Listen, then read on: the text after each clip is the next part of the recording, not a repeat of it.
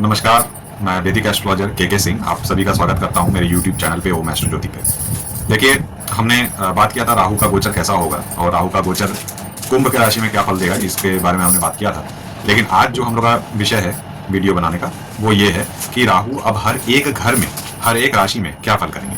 तो आइए शुरू करते हैं। मेष राशि जो है वो पहला राशि है और मेष राशि से अगर देखा जाए तो राहु का जो गोचर है वो 11वें भाव पे है। 11वां भाव इच्छा पूर्ति का भाव है, 11वां भाव बड़े भाई बहन का भाव है, 11वां जो भाव है वो बिजनेस एसोसिएशन का भाव है, या आपका कोई भी चीज जो आप करते हैं, एक नेटवर्किंग, सोशल मीडिया, ये सब का भाव है। तो 11वें भाव से मेष राशि के जो जातक हैं उनको सुविधा मिलेगा, क्योंकि ये राहु का एक कंफर्ट जोन का इलाका है। राहु इसमें काफी अच्छा रहता है और राहु अच्छा इसमें योग कारक बनता है, क्योंकि 11वें घर पे है तो वो अपने काम त्रिकोण राशि पे है, वायु तत्व राशि है और साथ ही साथ जो राहु है वो भी वायु तत्व है। तो इसमें कोई दो राय नहीं है कि मेष राशि के जातक के लिए राहु का गोचर बहुत अच्छा होने वाला है। वैसे मेष राशि के जातक जो है उनके ऊपर 7.5 का पहला चरण चालू है और बृहस्पति का भी जो गोचर है वो बहुत अच्छा माना नहीं जाएगा, लेकिन ये जो राहु है ये उनको बेनिफिट देगा। चलिए अब बात करते हैं वृषभ राशि के ऊपर। वृषभ राशि के ऊपर कैसा होने वाला है। तो देखिए, वृषभ राशि के जातक के ऊपर जो राहु का गोचर है वो उनके 10वें भाव पे आता है। और जैसा कि फल दीपिका के अंदर हम लोग को मालूम है, फल दीपिका एक क्लासिकल बुक है जिसके अंदर कहा गया है, ये पुस्तक के अंदर की जो भी जो गोचर होता है वो चंद्रमा से निर्णय तो करना ही होगा, और चंद्रमा से अगर राहु, केतु, सूर्य, ये 3 ग्रह का अगर गोचर 3, 6, 10 और 11वें भाव पे होता है तो वो शुभ माना जाता है। तो वृषभ राशि के लिए हर एक ग्रह का इस बार शुभ फल है। जैसे अगर बृहस्पति का गोचर देख लिया जाए तो वो भी शुभ है, अगर शनि का गोचर देख लिया जाए तो वो भी शुभ है, और साथ ही साथ राहु का जो गोचर होने वाला है वो भी आपका शुभ है। तो वृषभ राशि के लिए ये मने सोने पे सुहागा और उसके ऊपर सुहागा, बहुत अच्छा समय है वृषभ राशि के लिए। वो जातक के पास नाम, यश, कीर्ति, ख्याति सब चीज मिलेगा, और साथ ही साथ राहु जब 10वें भाव में आएंगे तो करियर में नया पर्सपेक्टिव बन जाएगा, और जो भी वो काम करना चाहते हैं गवर्नमेंट के हिसाब से, गवर्नमेंट का जो वो काम करना चाहते हैं, गवर्नमेंट से रिलेटेड अगर कुछ काम अटका हुआ है, कोई कॉन्ट्रैक्ट है या कुछ भी है, वो सारा चीज इस बार सफल होते हुए दिख रहा है। तो ये जो गोल्डन पीरियड है ये वृषभ राशि के लिए। आइए बात करते हैं मिथुन राशि के ऊपर।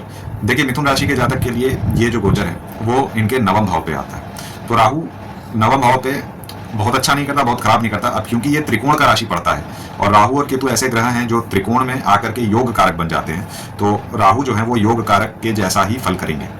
क्योंकि देखिए, राहु और केतु का अपना कोई खुद का घर होता नहीं है। अभी कोई जन कहते हैं किसी स्कूल ऑफ थॉट्स में, जैसे हमने बार बार बताया कि राहु का अपना खुद का घर भी माना जाता है, केतु का भी माना जाता है, लेकिन ऐसा होता नहीं है। राहु और केतु जो होते हैं जिस घर में रहते हैं, जिस भाव में रहते हैं, उसी भाव का वो वृद्धि करते हैं और उसी भाव का वो फल करते हैं। तो राहु का जो 9वें भाव में जो गोचर होगा वो भाग्य में वृद्धि करेगा, क्योंकि ये अब योग कारक बन जाता है। तो जो मिथुन राशि है, मिथुन राशि के लिए राहु का गोचर भी सही है। बस इतना याद रखना है कि अगर आपके पिता आपको कुछ कहते हैं तो उसकी बात को जरूर सुनिए, आपके गुरु अगर कुछ कहते हैं तो उसकी बात को जरूर सुनिए, या जो भी आपके मेंटर रह चुके हैं, या जो भी आपके जो टीचर हैं, जो भी आपके एक लाइफ में एक कुछ रोल अदा करते हैं, उनकी बात जरूर सुनिए, क्योंकि 9वें भाव में हमेशा राहु कुछ ना कुछ सीख या एडवाइस जरूर देता है जो कि लाइफ चेंजिंग होता है। तो ये रहा मिथुन राशि के जातकों के ऊपर। बात करते हैं कर्क राशि के ऊपर।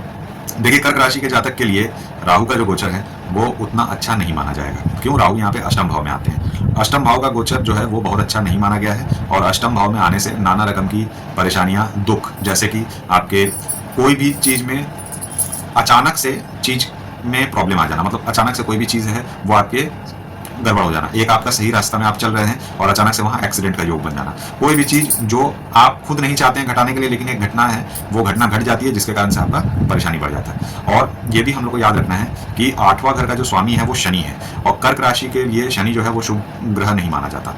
तो राहु जो है वो शनि का फल तो करेंगे ही, और साथ में 8वें घर में बैठकर वो जातक को थोड़ा परेशान करेंगे। और इसके अलावा ये भी है कि इनके जीवन में कुछ ना कुछ एक बदलाव आएगा, और ये बदलाव थोड़ा सा कष्टकारी होगा, क्योंकि 8वां घर जो होता है वो सडन इवेंट का एक घर है। तो इनके लाइफ में तो एक प्रॉब्लम रहे, और साथ में इनके फैमिली वाले मेंबर भी ऐसा हो सकता है कि कुछ ना कुछ एक खबर आपको मिले किसी से।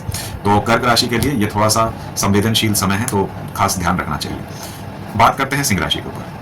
देखिए, सिंह राशि के जातक के लिए ये जो गोचर है ये उनके 7वें भाव पे प्रभाव करेगा। तो देखिए, राहु और केतु का अगर त्रिकोण या केंद्र घर में से गोचर होता है तो वो शुभ माना जाता है, लेकिन इसमें एक बात ये है कि राहु अपने हिसाब से फल करेंगे, और जो चंद्रमा के राशि स्वामी बनते हैं वो सूर्य बनते हैं, और शनि जो है वो सूर्य से एंटी है।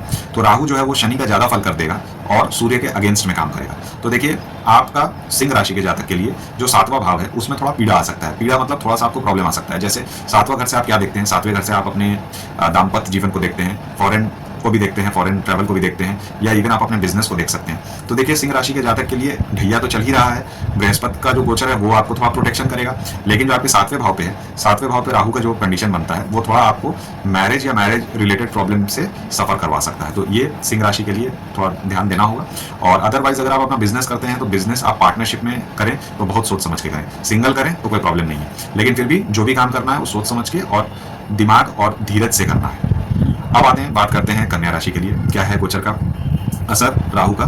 तो देखिए, कन्या राशि के जातक के लिए जो राहु का गोचर वो 6वें भाव पे है, और कन्या राशि के लिए बहुत अच्छा समय है, क्योंकि देखिए कन्या राशि के लिए गुरु का गोचर भी सही है, शनि का गोचर भी सही है, और आपके राहु का गोचर भी अच्छा माना जाएगा कन्या राशि के जातक के लिए, क्योंकि कन्या राशि से ये 6वें भाव पे पड़ता है। और जैसा हमने आपको पहले ही बताया कि राहु, केतु, सूर्य, ये 3 जो ग्रह हैं उनका त्रिषडाय प्लस दशम भाव का जो गोचर होता है वो सही होता है। तो इसका मतलब क्या हुआ, इसका मतलब ये होता है कि जो सूर्य है और राहु केतु वो एक ही तरह का फल देंगे अगर वो 6वें भाव में आते हैं। तो इसमें क्या होता है कि करियर में अच्छा वृद्धि आएगा, लेकिन ये जॉब होना चाहिए, जैसे हमने पहले भी आपको अपने वीडियो में बताया था। तो जॉब में अच्छा ग्रोथ आ सकता है, और इनके जो लाइफ है इसमें ये हमेशा आगे बढ़ेंगे। कॉम्पिटिटिव अगर कोई एग्जाम देना चाहते हैं वो दे सकते हैं, गवर्नमेंट का कोई एग्जाम देना चाहते हैं, MBBS के लिए ट्राई कर रहे हैं, या मेडिसिन के लिए ट्राई कर रहे हैं, एम्स देना चाहते हैं, कुछ भी देना चाहते हैं, कन्या राशि के जो जातक हैं उनके लिए ये बहुत अच्छा समय है। कॉम्पिटिशन में इनका अपर हैंड होगा, ये ग्रो करेंगे और कॉम्पिटिशन में सक्सेस पाएंगे। हाँ, लेकिन पहले 1-2 अटेम्प्ट में हो सकता है कि कुछ फ्रस्ट्रेशन हो या कुछ सेट्सबैक हो, लेकिन उससे घबराना नहीं है, आगे बढ़ना है और संकल्प लेके चलना है, क्योंकि राहु जो है 6वें भाव में बहुत अच्छा फल करता है। राहु का जो कारक तत्व है छलावा, एक इल्यूशन, एक मति भ्रम करना, और वो 6वें भाव में रोग ऋण शत्रु के साथ बहुत अच्छा मिलता है, तो बहुत अच्छा फल करेगा अगर आपका कन्या राशि है। आइए बात करते हैं तुला राशि के जातक के ऊपर। देखिए, तुला राशि के जातक के ऊपर ये पंचम भाव पे होता है, और जैसा हमने आपको बताते हैं राहु का गोचर जो पंचम भाव पे है, क्योंकि ये पंचम भाव पे होता है तो ये त्रिकोण का घर है, और शनि जो है वो जो जो तुला राशि है उनके लिए योग कारक ग्रह है। तो योग कारक ग्रह होकर के अगर ये 6वें भाव में बैठते हैं, और मैंने शनि 6वें भाव में बैठते हैं और जो राहु है वो पंचम भाव पे बैठता है, तो ये दोनों ही जो गोचर है, ग्रह गोचर, ये किस्मत बदलने वाला है मिथुन, ये किस्मत बदलने वाला है, माफ कीजिएगा, तुला राशि के जातक के लिए। तो तुला राशि का जो ये आपका गोचर है ये काफी अच्छा होने वाला है और काफी बेनिफिशियल योग बनाता है, क्योंकि पंचम भाव पे योग कारक ग्रह है राहु। इसमें इनको नया टैलेंट के बारे में ये सोच सकते हैं, ये भी सोच सकते हैं कुछ क्रिएटिविटी करने के लिए, अगर ये सोचना चाह रहे हैं कुछ आर्टिस्टिक इनकल्केशन करना है इनको, अगर कोई नया काम करना है जिसमें इंटेलिजेंस या उपस्थित बुद्धि का इस्तेमाल हो, या कोई ऐसा काम ये करना चाहते हैं जिसमें क्रिएटिविटी है, आपके पैशन है, या आप कोई भी काम करते हैं जिसमें आपका कुछ कलात्मक आप तरीके से बताना चाहते हैं कोई चीज़, तो ये सारा चीज़ राहु के गोचर में किया जा सकता है। तो तुला राशि के लिए भी ये करियर के हिसाब से बहुत अच्छा शुभ समय है। आइए बात करते हैं वृश्चिक राशि के ऊपर। देखिए, वृश्चिक राशि के जातक के लिए ये जो राहु का जो गोचर है ये इनके राशि से चौथे घर पे होने वाला है। तो देखिए, चौथे घर पे जब भी राहु जाता है तो थोड़ा सा उथल पुथल मन की शांति में लाता है। वैसे तो ये केंद्र का घर है तो योग कारक ही रहेंगे, लेकिन शनि और मंगल में आपस में मित्रता नहीं है, तो योग कारक होने के बावजूद भी पूरा रिजल्ट अच्छा नहीं मिलेगा। दूसरा जो सबसे बड़ा बात यह है, क्योंकि ये चौथा घर है, तो चौथा घर मतलब समझ लीजिए कि आपका मातृ सुख, या आपके गाड़ी वाहन भूमि इसका सुख, या आपके घर का परिवेश, इसको देखा जाता है। तो राहु जब इस घर में प्रवेश करेंगे वृश्चिक राशि के लिए, तो इन सब चीज़ों में से कुछ ना कुछ कारकत्व में वो कुछ कमी लाएंगे, या कुछ एक परेशानी लाएंगे, या एक समस्या ले आएंगे। तो ये एक बात है। और वृश्चिक राशि के जातक के लिए मैं ये सजेशन जरूर दूंगा कि हो सके तो अपनी माता का सेवा करें, माता जी को आप खुश रखें और उनके साथ बहस या कोई भी झगड़ा विवाद ना करें, क्योंकि वृश्चिक राशि जो है उनके लिए राहु का गोचर जो चौथे घर पे है वो बहुत अच्छा नहीं है, बहुत खराब नहीं है, न्यूट्रल है, लेकिन राहु का जो कारकत्व है उसको देखते हुए इसको थोड़ा सा हम लोग नकारात्मक नहीं हम लोग समझेंगे, इसको थोड़ा सा नेगेटिव मानेंगे। अब बात करते हैं धनु के राशि के लिए। देखिए, धनु के राशि के जातक के लिए हमने जैसे बृहस्पति का जो गोचर बताया था उसमें भी इनके राशि के ऊपर दृष्टि पड़ रहा था, और शनि का जो ढैया लगा हुआ है ये भी एक है। तो देखिए, धनु के राशि के लिए जो राहु का गोचर है वो इनके तीसरे भाव से हो रहा है। तो तीसरा भाव होता है पराक्रम का भाव, करेज का भाव, एफर्ट शोइंग का भाव। छोटे मोटे डिस्टेंस आप जो चलते हैं, या आप छोटा मोटा आप जो सफ़र करते हैं, माने आप जो छोटे मोटे जगह में आप जाते हैं या आप वापस आते हैं काम के सिलसिले पे, तो ये सब चीज़ बढ़ जाएगा। मतलब डेली ट्रैवलिंग जो है वो बढ़ जाएगा, आपको छोटा मोटा जर्नी तय करना होगा, जो कि शॉर्ट डिस्टेंस जर्नी जिसको कहते हैं। तो ये सारा चीज़ आपके कुंडली में बढ़ने वाला है। पराक्रम के लिए बहुत अच्छा है, क्योंकि तीसरा भाव, जैसे हमने बताया आपको कि तीसरा भाव से अगर राहु केतु शनि सूर्य और मंगल का गोचर होता है चंद्रमा से, तो वो बहुत शुभ माना जाता है, क्योंकि इसमें बल और बुद्धि दोनों बढ़ जाती है, और साथ में बाहुबल, और साथ में अगर आप बाहुबल मतलब कि आपके खुद का एक क्षमता और ताकत शरीर का ये बढ़ जाएगा, आपको मनोबल मिलेगा, आपके पास जीवन जीने का एक उद्देश्य आ जाएगा। भले ही आपके शनि का ढैया लगा हुआ है, लेकिन राहु का गोचर और गुरु का गोचर ये आपको सपोर्ट देता रहेगा। राहु का गोचर 1.5 साल तक आपको बहुत अच्छा रिजल्ट देगा। तीसरा भाव में गुरु के राशि से, धनु की राशि से राहु का गोचर शुभ है। आइए बात करते हैं मकर राशि के जातक की।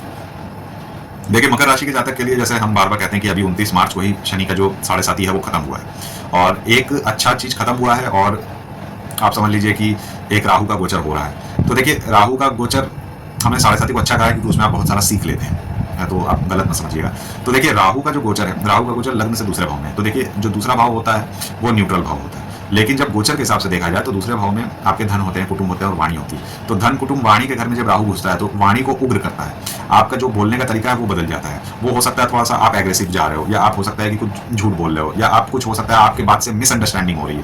तो मकर राशि के जातक तो सबसे पहले तो ये काम कर लीजिए कि कोई भी ऐसा बात विवाद ना करें जिससे ऐसा कुछ प्रोपागंडा हो जाए या कुछ ऐसा बात फैल जाए जो आपको कटघरे में खड़ा कर दे। कि आप कोशिश करिए कि मिसकम्युनिकेशन या मिस इन्फॉर्मेशन ना होए आपके बात से, और आप जो भी बात कर रहे हैं उसको आप माप तोल के करिए, और एग्रेसिवली भी कोई बात नहीं करिए, क्योंकि इस समय गुस्से में आपके मुंह से बहुत सारा ऐसा शब्द निकल सकता है जो अगले को चुभ जाए या जिससे रिलेशन खराब हो जाए। तो ये हो गया हिदायत आपके मकर के राशि के जातक के लिए, क्योंकि मकर के राशि के जातक के लिए ऐसे तो गोचर न्यूट्रल है, लेकिन धन, कुटुंब और वाणी से राहु समस्या करेंगे। हाँ, इनकम जो है आपका उसको आप बचा नहीं पाएंगे, एक्यूमुलेशन कर नहीं पाएंगे, क्योंकि राहु का नेचर होता है, जो राहु की प्रकृति है और प्रवृत्ति है, ये दोनों जो चीज़ है वो है वायु तत्व की। तो इसका मतलब जो वायु इतना तेज मूवमेंट करता है कि आपके पास जो भी पैसा आएगा वो बहुत जल्दी खर्चा हो जाएगा। तो मकर राशि के लिए खर्चे से सावधान रहिए, और थोड़ा सा आप संयम से अपना बोली को बोलिए, और माथा ठंडा करके बात करिए। कुछ भी आप करना है, मतलब आप कोई भी चीज़ को जबरदस्ती ना बोलें या एग्रेसिवली ना बोलें, ये सजेशन रहेगा। बात करते हैं कुंभ राशि के जातक के लिए। तो देखिए, कुंभ राशि के जातक के लिए ये राहु का जो गोचर है वो लग्न के ऊपर होने वाला है। तो लग्न के ऊपर अगर ये गोचर है तो देखिए, वैसे तो राहु और केतु दोनों ही जो होते हैं वो लग्न के ऊपर योग कारक बन जाते हैं, और क्योंकि यहाँ जो लग्नेश हैं वो खुद शनि है, और हमने आपको ये भी बताया था कि राहु का जो कारकत्व है और जो कुंभ का कारकत्व है वो दोनों एक बराबर है। तो कुंभ राशि के लिए क्योंकि उनकी 7.5 भी चल रही है जो कि अंतिम चरण पे है, तो ये राहु एक प्रोटेक्शन जैसा काम करेगा, और गुरु का भी आपको इसके ऊपर प्रोटेक्शन है।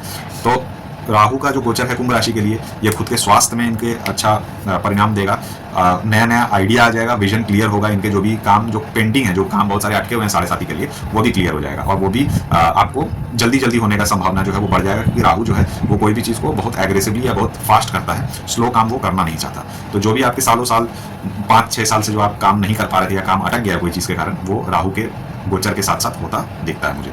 इसके अलावा दूसरा जो हम बात ये भी बता देते हैं कि देखिए, हेल्थ के रिगार्डिंग तो ये गोचर अच्छा है, लेकिन इतना याद रखिएगा कि कोई भी चीज़ का आप अति मत करिएगा, क्योंकि इस समय एक टेंडेंसी होता है, या इस समय जो प्रकृति है राहु का वो होता है धूम्रपान का, क्योंकि वो जो है वो धुएं का कारक है, या शराब इत्यादि का सेवन जो है वो ना करें, क्योंकि इससे आपकी हेल्थ के ऊपर या सेहत के ऊपर ये बुरा असर डाल सकता है। तो ये रहा राहु का जो गोचर है, इसका फल कुंभ की राशि के ऊपर। आइए अंतिम राशि के ऊपर बात करते हैं, जो कि अपना मीन राशि है। तो देखिए, मीन राशि के जातक के लिए राहु का जो गोचर है वो 12वें भाव पे होता है। मीन राशि के ऊपर 7.5 का प्रभाव लगा हुआ है, और क्योंकि राहु जो है वो शनि के घर में जा रहा है, और शनि जो है वो लग्न के ऊपर आ रहे हैं, मतलब चंद्रमा के ऊपर आ रहे हैं। तो देखिए, बाहर जाने का एक योग बनता है, एक वैराग्य में जाने का योग बनता है, लेकिन क्योंकि राहु जो है वो भोगी है, वो त्यागी नहीं है, तो वो चीज़ों को भोग करना चाहता है। तो भले ही आपको वैराग्य में शनि लेके जाना चाहता है, यहाँ राहु आपको भोग में लेके आना चाहता है। तो ये आपके मन में जो द्वंद्व चलेगा कि राहु को पकड़ें या शनि को पकड़ें, 7.5 का खराब रिजल्ट पाएं या राहु का भोग और विलासिता में लीन हो जाए, ये दोनों का जो समन्वय बैठाना ये मीन राशि के लिए बहुत जरूरी है। इसका मतलब मीन राशि के लिए ये जो गोचर है, ये राहु का गोचर भी बहुत चैलेंजिंग होने वाला है। तो कुल मिला के मीन राशि के लिए थोड़ा सा समस्या या चिंता की बात है, लेकिन अब भगवान का आप नाम लीजिए और प्रार्थना करिए कि भगवान बाबा बजरंगबली आपको हर संकट से बचाते फिरें। तो ये जो है ये हमारा पूरा एनालिसिस हुआ, विश्लेषण हुआ राहु का गोचर मेष राशि से लेकर के मीन राशि तक। तो आशा करते हैं कि आप लोग को ये प्रस्तुति मेरा पसंद आया हो। अगर पसंद आया हो तो लाइक और सब्सक्राइब करिएगा चैनल को, अपना आशीर्वाद बनाए रखिए। मैं के सिंह, वैदिक एस्ट्रोलॉजर, आप लोग सभी का धन्यवाद करता हूँ।